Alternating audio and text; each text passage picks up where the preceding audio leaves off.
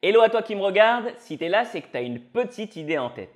Cette idée, c'est que tu as très envie d'apprendre à coder. Félicitations parce que c'est un super choix. Alors si tu n'es pas encore convaincu à 100% et que tu as besoin encore d'un petit coup de boost, ce que je te conseille, c'est de voir ma vidéo « Pourquoi devenir développeur ». Bon, maintenant, pour devenir développeur, à un moment, il faut se mettre au travail. Mais par quoi commencer? Si tu as jeté un coup d'œil sur la liste des langages de programmation qu'on peut trouver sur Wikipédia, tu as peut-être failli avoir une crise cardiaque parce qu'il y en a des centaines.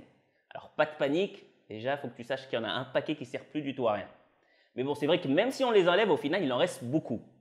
Alors, comment choisir son premier langage? C'est ce qu'on va voir ensemble maintenant. Et pour ça, ce que je vais faire, c'est que je vais t'indiquer les 3 vraies questions à se poser. Allez, bon, je te fais le pari qu'à la fin de cette vidéo, tu ne seras plus dans le brouillard et tu sauras par quoi commencer. Allez, c'est parti!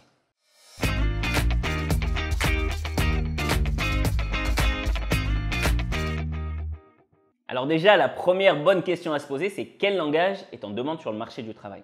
Parce que parmi tous les langages qui existent actuellement, il y en a clairement qui ont plus la cote que d'autres. Alors déjà, je vais être clair sur un point parce qu'on m'a souvent posé la question. Est-ce que c'est une bonne idée d'apprendre un langage qui est justement peu utilisé? Parce qu'au final, on aurait moins de concurrents et on aurait peut-être plus de chances de trouver du travail avec ce langage. Alors pour moi, la réponse, c'est non. Parce qu'à moins d'avoir un gros coup de chance, c'est un pari très risqué. Et je ne pense pas que bâtir sa carrière de développeur sur un coup de poker comme ça soit très judicieux. Imaginons que tu as envie d'apprendre une langue étrangère, tu ne vas pas te mettre à apprendre l'Inuit, c'est la langue des Esquimaux, parce que ça ne te sera pas très utile pour trouver du travail, sauf au Groenland ou en Alaska, et encore. Pour les langages de programmation, c'est pareil. Il faut viser utile, populaire, au moins au départ. Tu pourras toujours ajouter d'autres cordes à ton arc par la suite. Alors pour connaître les langages qui sont justement en forte demande sur le marché du travail, tu peux aller fouiller sur des sites comme Monster ou Indeed pour te faire une idée de ce que les recruteurs recherchent. J'ai fouillé un petit peu pour toi et voici une sélection de 10 langages qu'on retrouve le plus dans les offres d'emploi actuelles. JavaScript, Python, Java, C++, C, C#, PHP, Swift, Kotlin, Ruby. Tu vois déjà plus clair qu'avec les centaines de langages du début.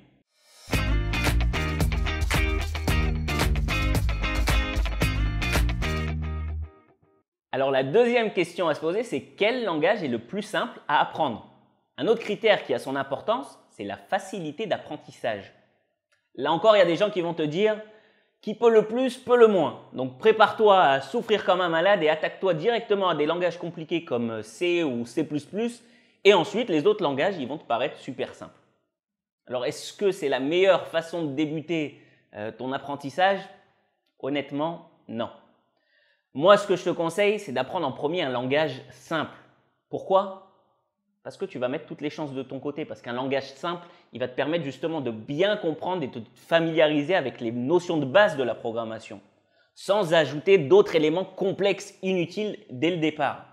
Maintenant, une fois que tu auras bien maîtrisé ce premier langage, ça sera plus facile d'apprendre.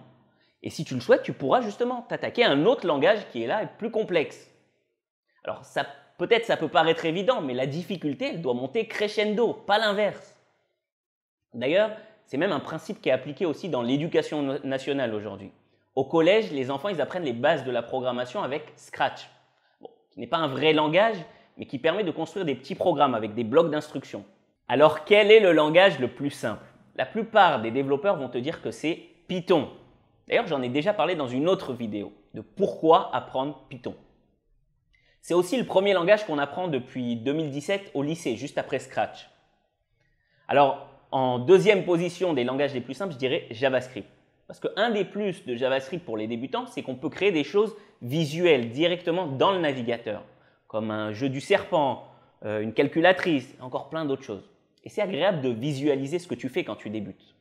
Alors, conclusion pour les langages simples, j'en retiens 2, Python et JavaScript.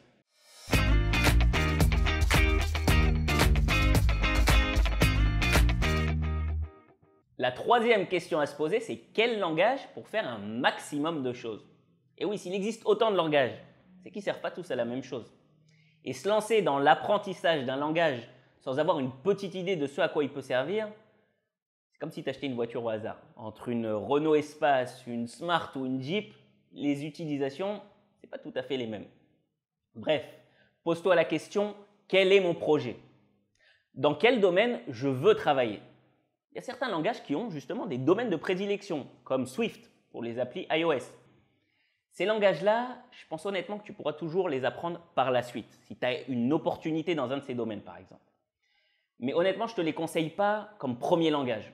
Pourquoi? Parce qu'il y en a d'autres qui sont beaucoup plus polyvalents, avec qui tu pourras faire plus de choses. Et c'est évidemment vers un de ces langages que je pense qu'il vaut mieux débuter. Quand ton projet n'est pas encore forcément bien défini, ça te permettra de t'ouvrir le maximum de portes. Et là encore, bingo, nos deux favoris, c'est qui? C'est Python et JavaScript. Les deux sont très bien placés pour faire un max de choses. Python, il va te permettre de faire à la fois du développement web, des scripts, mais c'est surtout dans le big data et l'intelligence artificielle qu'il est devenu hyper populaire. Mais alors en termes de polyvalence, le grand champion incontestable, c'est JavaScript. C'est le langage idéal pour faire du développement web, même full stack, c'est-à-dire front-end et back-end. Pourquoi? Parce que depuis la création de Node.js, on peut désormais coder avec JavaScript, même du côté serveur. Et en fait, si tu t'intéresses au développement web, de toutes les façons, tu seras obligé d'apprendre JavaScript pour coder du côté client. Mais JavaScript peut également être utilisé pour créer des applis mobiles. Tu veux des exemples? Facebook, Instagram, Uber, Skype, rien de très connu. En fait, on utilise React Native. C'est un framework JavaScript développé justement par Facebook, dont l'énorme avantage est qu'il est compatible à la fois avec iOS et Android.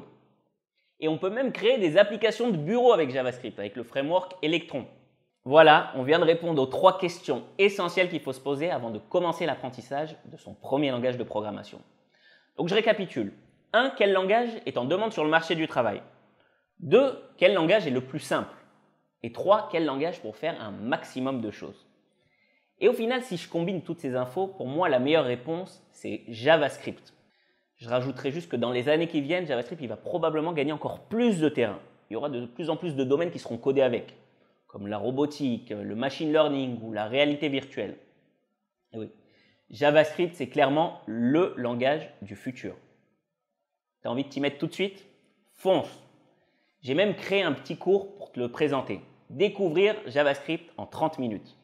Utilise le coupon WELCOME pour obtenir ce cours 100% gratuit. Alors, est-ce que tu sais maintenant par quel langage commencer? Réponds-moi juste en dessous dans les commentaires. À bientôt.